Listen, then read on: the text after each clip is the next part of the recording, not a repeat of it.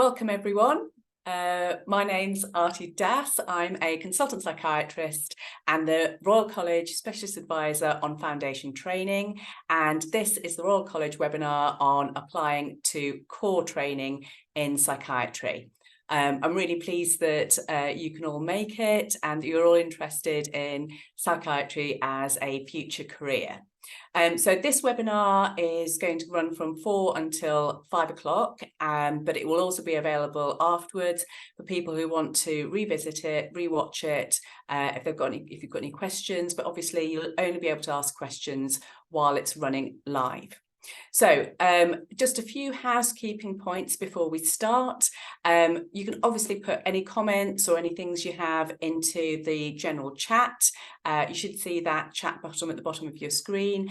But if you have questions for the speakers, please can I ask you to put them into the Q&A. So chat and Q&A are two separate boxes. Chat for just speaking to your fellow attendees and comments. Q&A for questions you've got for the speakers. We'll pick those up. Myself and the rest of the Royal College Careers team will pick those up and answer those if we can. And if there's any particular questions, we can ask our speakers at the end of the session. If you see any questions in the Q&A that you particularly like or you'd like to ask as well, just like it rather than repeating the same questions. If a question gets lots of likes, then we can try and prioritise that question to be asked live or try and answer that question as soon as possible. Okay. We've got a really good range of speakers today. We've got Louise Burrell from the National Recruitment Office. We've got Natalie Chan, who's currently a core trainee in psychiatry, and we've got Laura Thorne, who's our current PTC chair. So welcome to all of them. They'll all be talking to you about various aspects of both recruitment, the process, and working as a core trainee in psychiatry. So without further ado, I'm going to hand over to Louise, who's our first speaker. She's from the Recruitment Office, going to talk you through the process of application. Thanks, Louise. Thanks, Arti. Okay, so my name's Louise Birrell. I'm one of the National Recruitment Managers that works at NHS England. And I work on the recruitment team, recruiting for CT1 psychiatry posts. So I'm here today just to run through the recruitment process for 2024, just to give you an overview of the process and run through some of the eligibility requirements for you as well. So if we could go to the next slide, please. So the overview of today's presentation, I will go through the process for August 2024 CT1 recruitment, run through the posts, the eligibility requirements. I'll run through the main requirements today, and we've also got links to our website, which has got the full list of requirements on. I'll run through the online application form, demonstration of foundation competencies, the multi-specialty recruitment assessment or the MSRA, preferences and offers, and I'll run through the key dates in the recruitment process as well for you. Okay, so for August 2024 recruitment, there'll be no face-to-face or online interviews. So this is the same process that we have followed for the last 3 or 4 years now. So there's no requirement for applicants to provide any portfolio evidence other than their application. You will be ranked using the MSRA alone. So there's no interview, it's just the MSRA that you'll sit.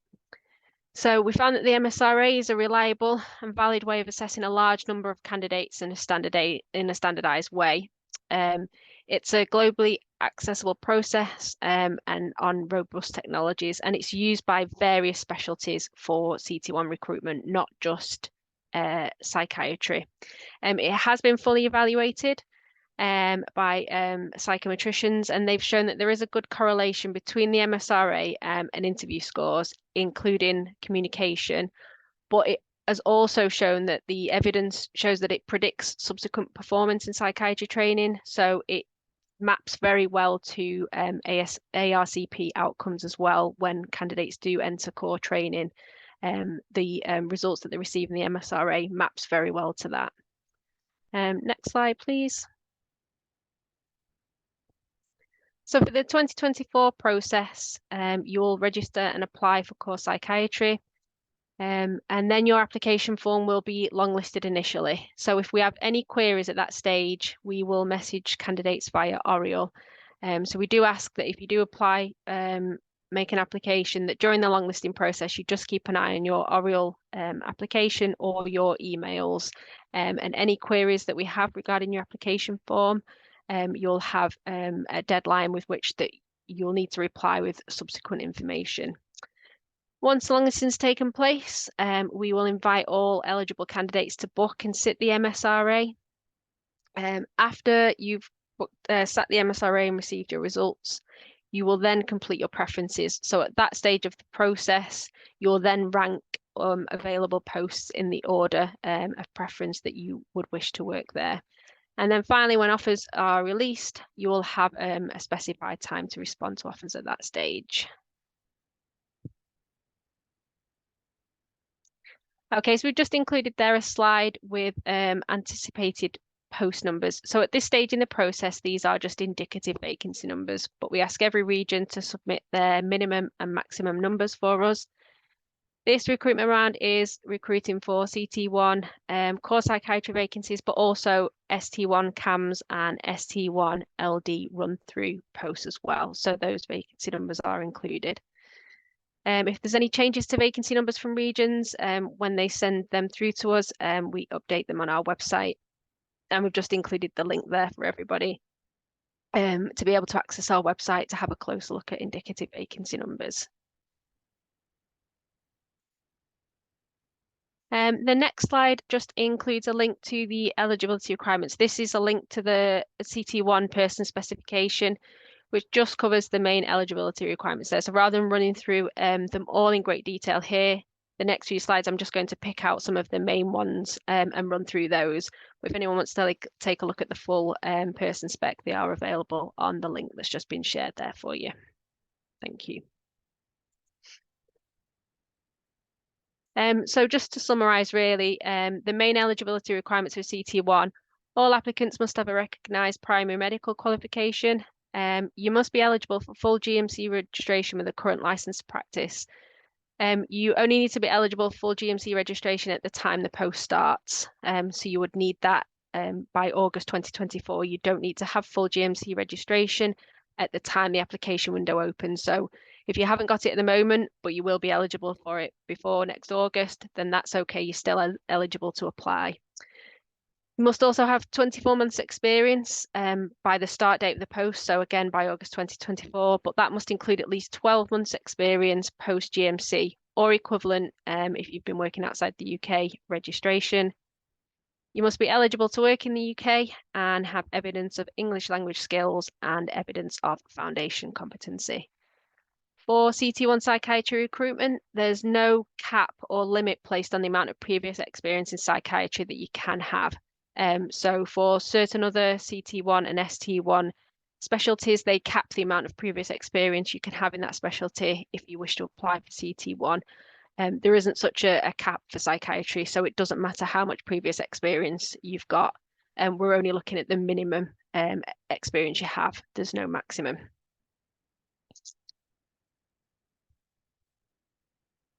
Okay, so I'm just quickly going to run through how you would apply for a CT1 post. So all applications must be submitted via the Oriel system.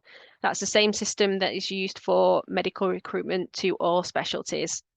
There's one single vacancy that goes out for CT1 psychiatry and the CAMS and the LD run through posts. So you'll submit a single application to that vacancy.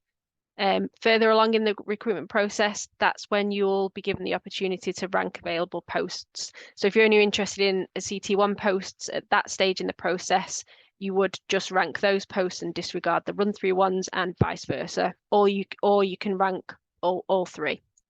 You can rank as few or as many as you like at that stage in the process.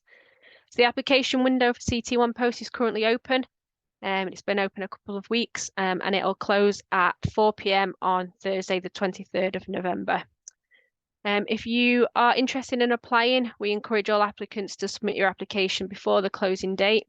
There is usually a rush at the very end, so the system does become quite slow, and late or incomplete applications cannot be accepted for any reasons.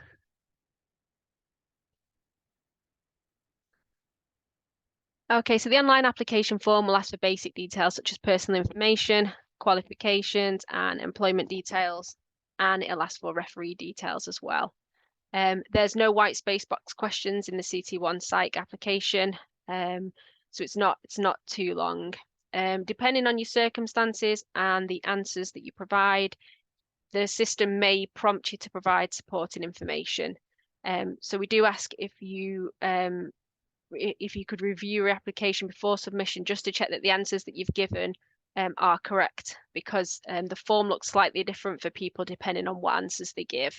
And sometimes if applicants have answered questions wrong, it's not prompted, the system hasn't prompted them to upload certain forms, and then we can't do anything about that after your application has been submitted. Initially, your application will be longlisted to check that you meet the relevant entry criteria. And for psychiatry, once longlisting has taken place, you'll be processed through to the MSRA. There is no shortlisting for CT1 psychiatry. As I mentioned before, during the longlisting period, you might be contacted by us via the Oriel system for further information about your application form. So we ask you to please regularly check your Oriel accounts for updates for any messages that we may have sent you. And then at the end of the longlisting process, all applicants will receive a message to their accounts to confirm whether our application has been successfully longlisted or not.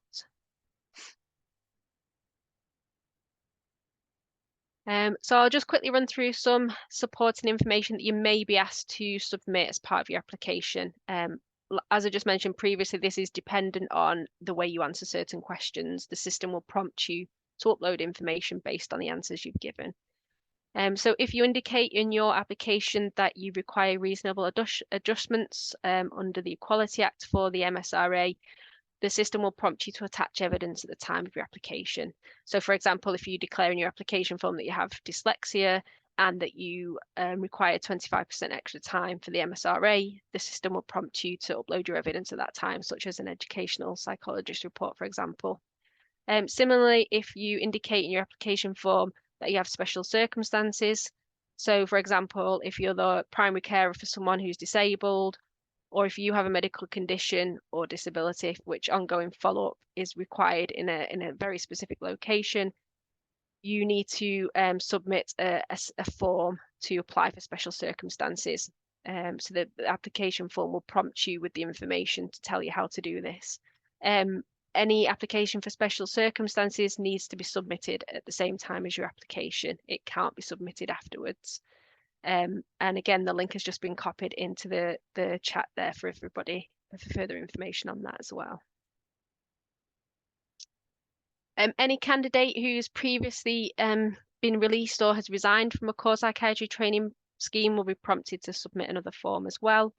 Or similarly, if you're a current trainee and you are applying because you wish to transfer to a different region, you'll be prompted to submit a reapplication to specialty form as well.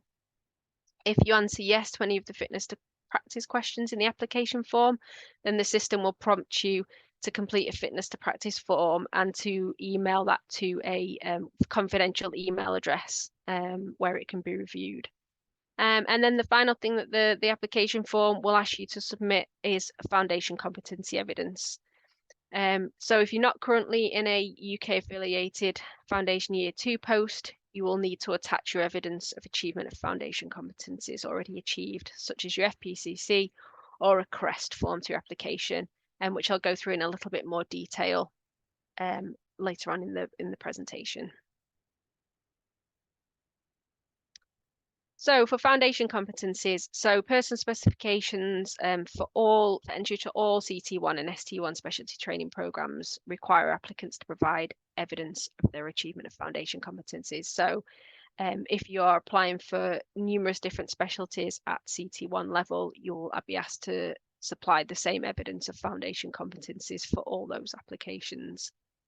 So your evidence can be demonstrated in the following main ways. If you're currently on a training scheme, so you're currently a CT1 or an ST1 trainee, the application form will just prompt you to provide your current DRN or NTN in the application form. If you're currently an FY2 trainee and you expect to be awarded an FPCC certificate by August 2024, the application form will just ask you to provide the name of your foundation school in the application, along with your current DRN. And then any offer that you do receive will be conditional upon you successfully completing your foundation training and being awarded that certificate by the start date of your CT1 post in August next year. If you have already completed foundation training and you already hold an FPCC certificate, as long as that's dated within 3.5 years of the post start date. So for applications for August 2024 recruitment, if your FPCC is dated after February 2021, then the system will prompt you to attach that, and that will be accepted as evidence of your foundation competencies. If you completed a foundation training program before that time, then the system will ask you to provide a certificate of readiness to enter specialty training or a CREST form instead. And similarly, if you're not currently in training, then you will be asked to provide a CREST form at the time of your application. So I'll just run through a little bit about the CREST form now. So the CREST form basically maps to the foundation program curriculum. It must be signed off by somebody who has supervised you for a continuous period of 3 months within 3.5 years of the post start date. So, for example, your current educational clinical supervisor, somebody who's supervised you for longer than 3 months after February 2021. There's a new version of the CREST form for 2024 recruitment. It's a much shorter and simplified version of the form for this round of recruitment, and that's the only version that can be accepted. So please make sure if you are applying for August 2024 recruitment, you use the 2024 version of the CREST form and no earlier version, because these will be rejected. We've included a link there, which is to the specialty training website, which is detailed guidance on the CREST form and completing it. There's just a little bit of information on information that we pass on from your application form. So if you submit an application for CT1 Psychiatry, most of it stays with ourselves, but we do pass certain information onto local regions, and that's where if you requested a deferral, you wish to defer the start date of your post. You can only do this for statutory reasons, such as ill health or maternity or paternity leave. But if you do request that, we will pass that information onto the local region so they know that the trainee who's accepted a certain post will be starting later. Similarly, if you wish to work in a less than full-time training post, you can indicate in your application form that you wish to be considered for that. And then what we'll do is we'll pass the information onto the local region, and then they will contact you to go through their process of applying for a LTFT training post at that stage of the process. If you indicated in your application form that you wish to use the accreditation of transferable competency scheme, so if you have any previous training experience in GP, IMT, pediatrics or public health, and you want any of that training time to be counted to potentially shorten your core psychiatry training, then that information will be passed on as well. And then the local region will be able to assess that experience that you already hold and make an assessment as to whether your core psychiatry training scheme could potentially be shortened. And then finally, immigration information. So any candidates requiring tier 2s or certificate of sponsorships, or who aren't inviting the skilled visa route, there are central sponsors for England, Scotland, Wales and Northern Ireland who apply for certificates of sponsorship for all trainees that need them. So we will pass your details onto that team and they will be in contact with you to provide you with the necessary forms for you to complete in order to apply for your COS to take up the post. I'm just going to run through in a little bit more detail now the MSRA, just to give you a bit more information about it. It's a computer-based test and it will make up your full total score for August 2024 recruitment. As I mentioned before, it's used by a number of specialties and you only need to sit it once and your score will count for all the specialties that use it that you have applied for. So you don't need to sit it separately for each of your applications. It's made up of 2 papers. Paper 1 is professional dilemmas, and that's 95 minutes. And paper 2 is clinical problem solving skills, which is 75 minutes. And there's just a little bit of information there on what each of the papers cover. On the next slide, yep, the dates of the MSRA will be delivered between the 4th and the 16th of January. So the MSRA is delivered at Pearson VUE's test centres both in the UK, so all across the UK, and there's test centres globally as well. They're the same kind of test centres where you go to sit a driving theory test, that kind of thing. All eligible applicants after the longlisting process will be invited to sit the MSRA, and full information will be given at that time as to how you book a slot, where you book a slot, when you need to book a slot, all that kind of information. Scores from previous rounds cannot be carried forward. So each recruitment year starts afresh. So because August 2024 is round 1 for recruitment for this year, then you can't carry scores across from a previous round. If you do sit the MSRA for August 2024 recruitment and decide to not take up a post, and you apply again for February 2025, you would be able to carry your score across from this round to that, because it's classed as the same recruitment year. But if you've sat it previously, because this is round 1 for 2024 recruitment, then you can't carry any scores across. So everybody will need to sit it. And again, we've just provided a link there to the website, which includes lots more information on the MSRA, and it also includes example questions as well, and gives you information on how you can prepare for the MSRA. Finally, offers. So the anticipated vacancy numbers at the minute have been published on our website, but these are just indicative numbers at the moment. If you apply for CT1 Psychiatry and sit the MSRA in January, you'll be then given the opportunity, probably in February time, to rank all available posts. So by February, all the regions will have given us their specific posts and final vacancy numbers at that stage. So you will be able to rank those in order.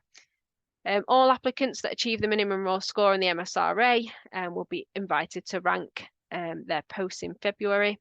And then we expect initial offers to be released in March.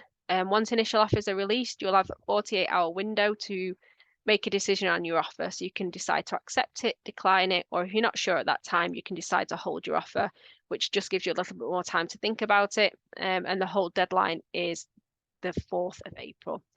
And then after the 4th of April, any posts not accepted by candidates will be put back into the pot, and then they'll all be re-offered out again after that. And then just finally, we've just included some key dates at the end there, most of which I've just run through. So the main one is the application window is open now, and it closes on the 23rd of November 2023. So we've got a couple of weeks before that closes if anybody is interested in applying. Your application will be longlisted between late October, mid-December. You'll be invited to sit the MSRA by Tuesday, the 20th of December, and then the test window is between the 4th and 16th of January. You'll be asked to preference posts in February, with initial offers being released in March. And that's the end. I think all the links that I've gone through there have been copied into the chat. And then if there are any questions, we'll be available at the end to answer those on the recruitment process. But I'm going to hand over now to Dr. Natalie Chan, who's the core psychiatry trainee, and she's just going to chat through things with you. Thank you. Hi everyone. So my name's Natalie. I'm a core trainee 1 in South Yorkshire. So a bit about me. I graduated from the University of Sheffield 2 years ago. I stayed in Sheffield. I did my F1 and F2 year in Sheffield. I did have a psychiatry job as an F1, which I felt really kind of solidified why I wanted to go into psychiatry. It also helped, of course, in med school. I was also interested in psychiatry already. But yeah, so I went straight through after F2 into core training. I know you just had a talk about application, but my application process was quite smooth. You know, take the MSRA in my F2 placement, and yeah. So starting CT, I'm currently on a mix of inpatient and outpatient in the community. I'm on old age psych now as well. So in your first year, you would do 6-month rotations, and it's either you're doing inpatient or community, and you would generally do a mix of either general adult or old age psychiatry. In your second year, then you would do things like CAMS or learning disabilities. And then in your third year, you would do kind of substance misuse, liaison psychiatry, forensics, kind of dependent on your region. So I would say that the perks so far of psychiatry is you get regular supervisions every week with your supervisor. So you get protected time to discuss cases and really just kind of have a chat about, you know, what's going on and what they can really do to help you. There is loads of teaching, again, protected teaching. So there's every week we have a regional teaching session where we get the opportunity to present cases or journals or kind of clinical effective projects, which is really helpful and also contributes towards your portfolio. There's also lots of research opportunities that you can get involved in. There is also weekly teaching, which kind of makes up part of the exam preparations. So for core training, you would have to do 3 exams throughout the course of the 3 years in order to apply for higher training. There is also a psychotherapy aspect to core training. So for us, for CT1s, we have balanced group every Wednesday, which is great. And in CT2 and 3, I believe you have a long case and a short case in which you would kind of deliver structured psychotherapy.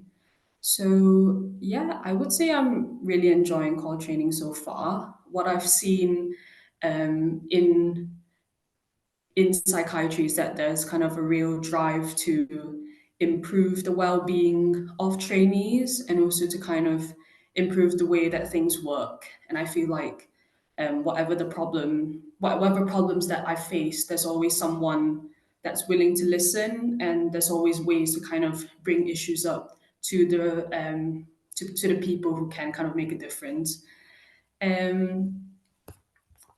As for getting into core training, maybe that if people have any more questions, you can ask in the Q&A. I found that preparing on using the Royal College resources and also using question banks online for the MSRA really helped. And I guess I wanted to stay in South Yorkshire because of my F1 job. So I think if you had like a good experience, or if you had experience in psych, that's always kind of a good stepping stone to go off from as to where, if you're thinking about where to apply. And I guess some tips for starting core training is just have fun. I would say just enjoy it. As I said before, psychiatry is a really welcoming and helpful specialty. So I wouldn't feel too worried about starting core training straight on from foundation training, because as I said, that's what I did. And I was a bit nervous, but I've not had a problem with, you know, starting out or getting used to how the ward works or dealing with patients, because these are all skills that you would already have picked up in foundation training anyway. Yeah, so I think that's all I have to say, but if anyone else has questions, just let me know in the Q&A later. Thanks so much, Nat. That's great. There is just one question. Oh, Laura's come on. I'll answer it at the end. There was a question which was asked about MSRA. I always end up saying MRA saying sort of MSRA. There's a question asked about MSRA and whether interviews will ever come back. And Laura, you've probably been involved in sort of concerns and discussions about this at your level as well, haven't you, in terms of core applications. What I can say is, although it came in over the pandemic and restrictions and when face-to-face interviews were stopped, it was a discussion that had been going on for quite a long time beforehand. So I previously had a training program director role. I'm still really involved in core training and higher training. What we know from the data, and this is from a number of years, and not just psychiatry, but also GP data, is that MSRA scores track very, very closely with CASC exam results and with dropout of training and success in training as well. So actually, although they're not 100% predictive, they actually do very well in tracking trainees progress through training, through exams and onto higher training. And that's why the decision was taken kind of at the college to continue, certainly for the time being. And it's not just about sort of restrictions and COVID and doing kind of the easy thing. It was actually felt that this was the best way of attracting and keeping the best candidates for psychiatry and people who are going to go on to progress into higher training. So I hope I've answered that question. Put in some more questions if there's anything more you want to ask, and I'll hand over to Laura. Sorry about that, Laura. Carry on. No, that's okay. I'm just going to share my screen. Yeah.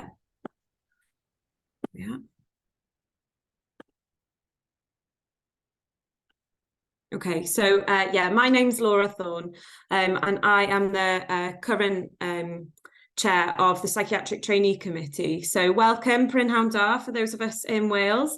I am a higher trainee in older adult psychiatry, working less than full-time in Cardiff. And I'm just really pleased to see everybody here today considering applying for psychiatry. So what I'm going to do is just share a little bit about what the Psychiatric Trainee Committee do, who we are, and how we will support you if you do decide to come into training. So we're gonna so we'll have a think about, first off, who the PTC is and how we represent you. So we are a group of nearly 50 elected representatives from around the UK. Each division and devolved nation has a number of reps who are voted, you can vote for. And we also have co-opted reps from specialist groups too. And we sit on nearly all of the college committees and advocate for trainees and try and be the trainee voice, really. And the college, importantly, consults us about our views on all aspects of training, from exams up to kind of your special interest sessions when you're a higher trainee and everything in between. So over the next slide or two, I just wanted to briefly touch on what we do with the college. And a lot of that is working on the content and process of training. So first of all, thinking about the content of training and what's important to us as trainees, and I suppose is what makes good training. So we advocate for all these points highlighted on the slide, but I suppose you can distill this down really to what's on the syllabus, what you need to pass your exams, and then the core skills you'll need as a psychiatrist, and the further qualities that make us all kind of experts and excel at our jobs. So those are things like leadership and management, education and research. So we're really keen to promote those opportunities for trainees. So we all know that that might be well intentioned, but actually the process of training is really important too. And I suppose what I mean by that is how you access the content, how you go about learning. So we advocate for training materials to be easily accessible and curriculum based, and we have input into the examinations department, and advocate for the non-exam parts of training as well to be relevant, accessible and representative of us. So in addition to that, we also have lots of our own projects and events that we work on, and these are really good ways for you to get involved and work with the Royal College and with the Psychiatric Trainee Committee if you did decide to come into training. So the college runs trainees online, which are learning modules, and the PTC have input into these. So they would be accessible to you as a trainee. We also hold an annual psychiatric trainee conference for all psychiatrists, but also for doctors interested in psychiatry. So if you're, and medical students, so if you're a student or a foundation doctor, perhaps not applying this year, but thinking about it in the future, please do come along this year. It's going to be in the spring. Last year it was in Wales. Next year it's going to be in a different location, but it's going to be really exciting. And we try and make sure that this was the programme for last year, but we try and make sure that we match all of the talks, those are the numbers in the boxes there, to your learning outcomes. So it's really easy to evidence what you're learning. We've also taken on projects like this one, which was a national survey looking at study leave, and we're looking at how to make improvements for accessibility to study leave at the moment.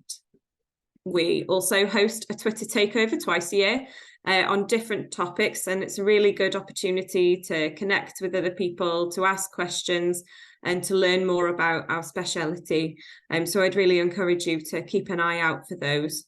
And yeah, come and join us. And we have a magazine which we publish 3 times a year. It's called The Registrar. It's for psychiatric trainees. And it's a really good way of getting some publishing experience. So if we put out calls for papers. So if you're interested in getting something published, then keep an eye out for those. And I really would encourage you to get involved with that. So we do lots of other things. There's lots of other documents like this one, which explain our role further. And they're all available on our page on the college website. But I would really encourage you to consider in your training, working with the college as a member of the PTC or in another role. There's lots of them. It's been really good for me. I really enjoy it, and I think it's making me a better psychiatrist. So just to finish, because I know there's probably lots of questions, this is our contact information, and do reach out to us. I'm going to be staying around for the Q&A, so please ask me anything. But thank you for coming, and thank you for your interest in psychiatry. And diolch, and good luck with your applications. Thanks so much, Laura. There's a question that's just come in, which I think is really kind of up your street. So you gave the email address and contact details and kind of Twitter contact, but somebody's asked, how can we become more involved and active in the Royal College? So obviously PTC is one way, regional offices, things like that. Do you want, for somebody who's kind of new to psychiatry as a medical student or foundation doctor, how would you kind of make those first steps apart from sort of sending out emails? Is there anything else you can suggest? Yeah, so if we start with medical students, then if you kind of get involved in your local psych soc, they should have links with your PTC representative or know how to contact them. So that's a good initial link. There is a medical student rep on the PTC, so that's an option. And there's also the Choose Psychiatry campaign, which is really kind of good to have a look at.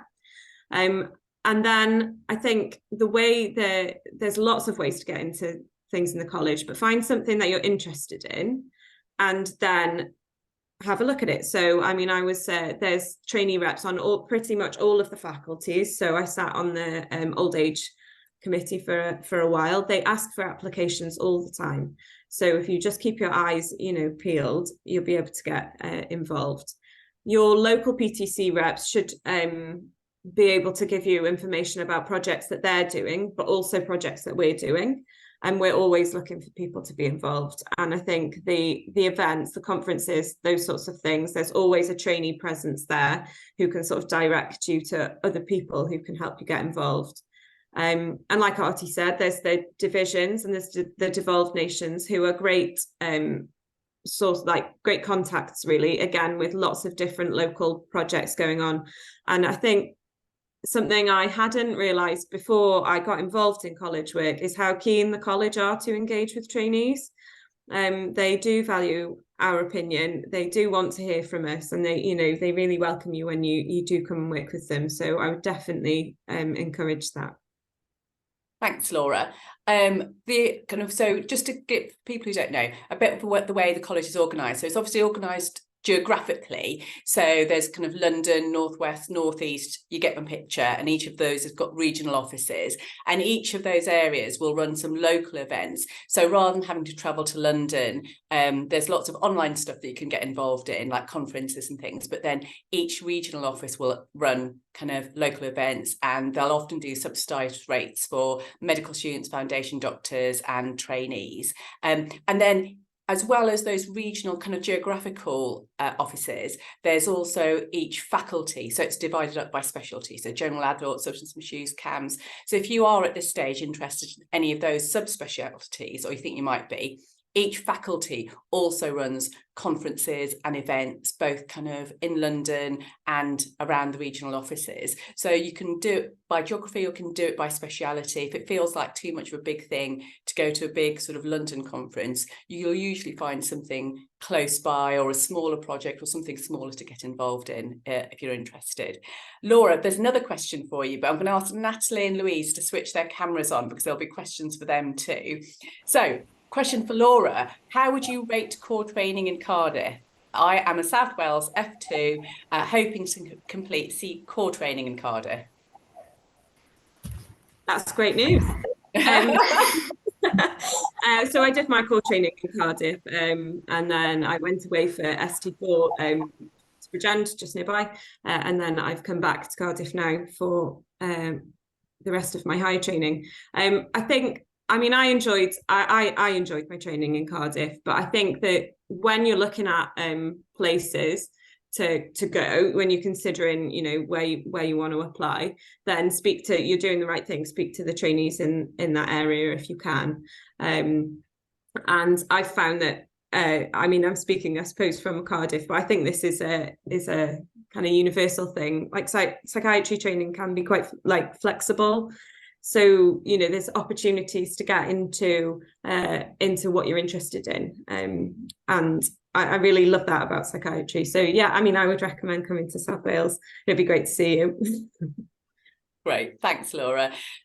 So there were a couple of questions, Nat, about different deaneries and kind of trying to decide between different deaneries, different rotations. Obviously, Laura's got asked about Cardiff, but there was quite a few about how do you decide between the different deaneries. As far as I know, there isn't a central resource which compares all the different deaneries and programmes. And I said, best thing to do is go onto different websites and talk to people. How did you make your decision, Nat, about sort of South Yorkshire, Yorkshire?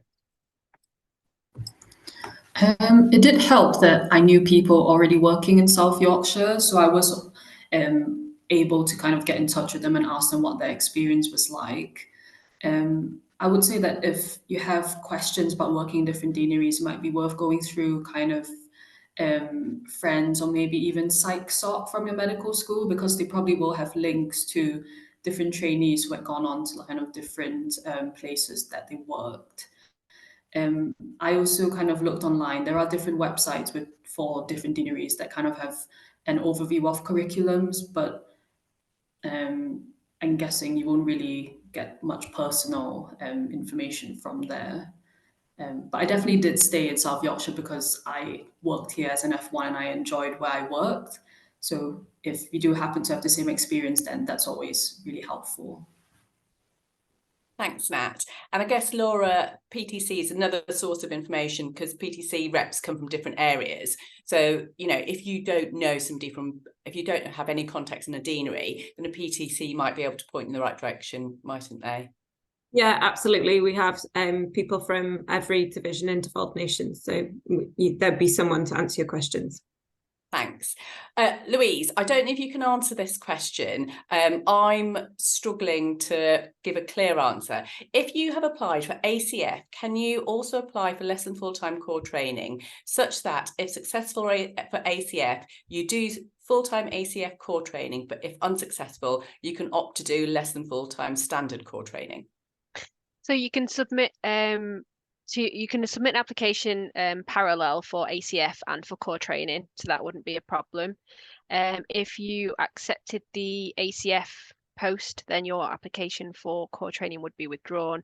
But if you decide not to take up the ACF post, then you and you're offered a core training post, you could take that up at that point in the process. So up until that point in the process, you wouldn't have applied for less than full-time training. So there would be 2 offers for 2 full-time posts at that stage.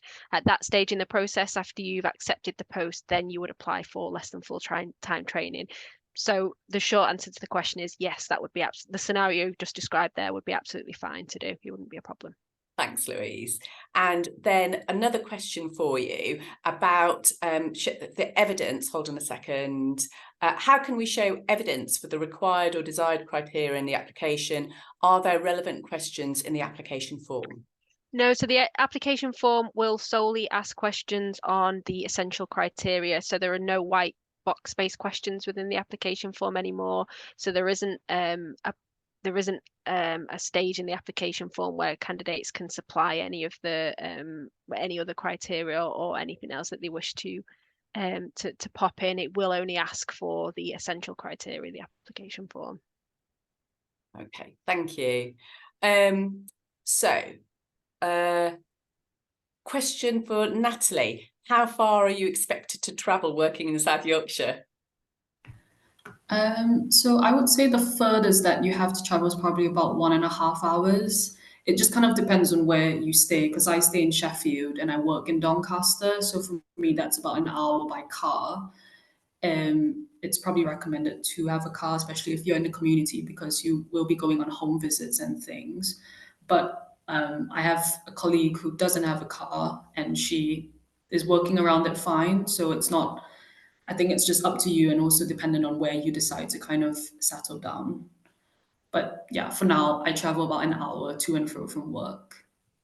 Good question, though, because most rotations involve a degree of travel. I don't know what the ones in sort of Wales are like, Laura, but I would say all the Yorkshire rotations, because they're split into South Yorkshire, north, sort of northeast and northwest, and although they're based around cities, so Leeds and Sheffield and Hull, you're still expected to travel to more rural locations. And that's the same, I think, for most rotations, really. There's always going to be an expectation to travel. So it just depends on where has good public transport links or not, if you don't have access to a car, if you're not driving. Right, let's have a look. Is core training competency based? It is. If you do less than full-time at 80%, but pass all the required competencies within 3 years, yeah. So the question is just about competency. So if you did less than full-time for 80% for 3 years, you wouldn't be expected to pro rata sort of extend that training as long as you'd passed all your competencies. In reality, again, Laura, you've done this much more recently than me. Getting all your psychotherapy competencies can be the most challenging bit to do in less than 3 years. So I know quite a few core trainees who work full-time, have passed their exams, done all the other bits and pieces, but they will need the sort of almost full 3 years to get their short case, long case, and all their psychotherapy competencies done. Laura, I can see you nodding. Did you have Yeah, I mean, well, I started core training full-time and I went less than full-time during core training. It's doable, like you can do it in the time, but with I suppose you've got 3 exams to pass and the psychotherapy competencies. I don't know many people that would have been able to do that in less time, but that's not a rule. It is doable, just perhaps challenging. Yes, yeah. Trying to fit it all in. So another question about sort of, I guess, less than full time around maternity leave, with 3.5 years finishing from FY2 starting core training, is maternity leave exempt from that? I think that's probably for Louise to answer, as in the time frame. I would have said maternity leave is exempt from that, but I don't know for certain. Louise, do you know? I think it is, but I would have to double check. I would prefer to go away and double check it to give an accurate answer. Yeah. So for those questions which remain unanswered, because we won't be able to get through all of the questions right now, and some of them, like Louise said, I think we would want to check for 100% accuracy. The questions are the careers team, going to take these away, answer them, and then there'll be Claire or Georgia, just confirm for me whether they will then be published on the Royal College website or under FAQs. But they will be kind of answered later. Yeah, they'll be published on the Royal College website afterwards. So yeah, for those of you who might not have had all your questions answered today, it might just be because we've not got round to them all. We might need to go and check a few things, but they will be answered and then published on the Royal College website in the next few days or so. All right. Let me just check. Is there any available data on which deaneries are more popular with core psychiatry applications, or any comparisons made such as satisfaction, etc.? So I can answer in a very simple way. The most popular deanery is London, and as you go outwards from London and further away from London in the southeast, there's fewer application rates. With regards to satisfaction, that would come with the National Trainees survey, the National Training Survey, which you'll all be familiar with and need to complete. And that's broken down into sort of kind of smaller categories. So you'd have to probably kind of look at the National Training Survey results to get the satisfaction. But there's also other things about sort of not just about the personal experience, about exam pass results, about how many jobs get filled at higher training. So there's lots of things to take into account around whether it's a good place to train or not. And I'm going to say to Natalie, ask Natalie and Laura, you know, as a core trainee and a high trainee, kind of tell me what things that you think make a good place to work, not just about sort of exams. Go on, Natalie, you go first. So being listened to, being able to submit feedback and know that our feedback is actually being acted upon, which actually did happen with South Yorkshire, and that we recently had an induction and we gave feedback, and then recently one of the people in charge of feedback had told us that, you know, they had listened to us and done all of these changes and had actually taken it into consideration, having a really kind of strong sense of just support from all trainees, core trainees and specialty trainees. I've really felt that in my current post so far. Yeah, and having also really supportive kind of supervisors and a great ward team as well. I think those are all really, really good things. Thanks, Nat. How about you, Laura? Yeah, I completely agree with Natalie, but also I suppose for me, what's important is a really supportive supervisor who is kind of invested in training, and local teaching programs, as well as the regional ones. So you can usually find that sort of information on the deanery websites. So that's good to have a look at. And then I think, you know, just where do you want to live? Because you know, you're working for some of the time, but you're living outside of work for the rest of the time. So it was really important to me to work where I wanted to live. So I think that's something to take into account too. Yeah.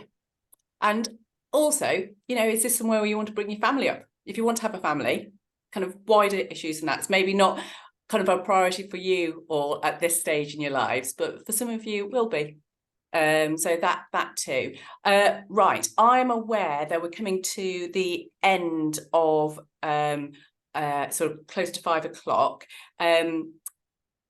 Oh, can you say something about training in Birmingham? I'm afraid I don't have personal knowledge of training in Birmingham. Louise, I don't know if you do. I don't know Laura and Nat do. No, I'm sorry. You're probably best off going to the West Midlands Deanery website. That's a good place to start. Then get in touch with the West Midlands PTC rep if you want to speak to somebody, and just speak to people there. That's probably the best thing to do. So I just want to kind of finish off by saying thank you, first of all, to Louise, Laura and Natalie for speaking today and staying to take questions. It's been really nice to get so many questions, so much enthusiasm for this. Remember, you've not got very much longer to apply. 23rd of November, applications close. I really love everyone to apply. And if you have more questions, as I said, these will be published on, the answers will be published on the Royal College website.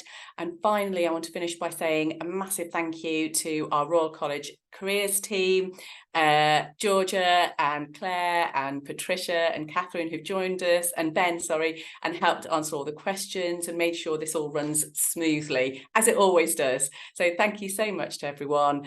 Thank you for you for attending, and I hope to see some of you in core training in the very near future. All right, bye.